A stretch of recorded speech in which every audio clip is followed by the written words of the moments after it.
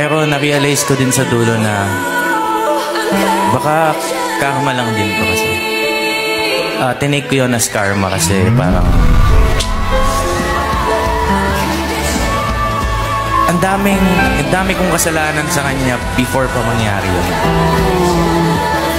So parang sabi ko bilang di naman ano mga kasalanan ito?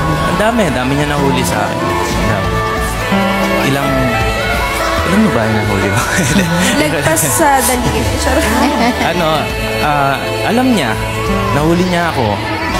So naramdaman ko yung feeling kung gano'ng kasakit yung gano'ng pakiramdam. Daanan lang din. Pero choice niyo kung magsistay kayo sa isa't isa. Kasi kung iisipin ko minsan na ganito yung ginawa niya sa akin, masakit. Pero pag nawala siya, feeling ko yun ang mas masakit. Mas hindi ko pala kaya nang wala siya.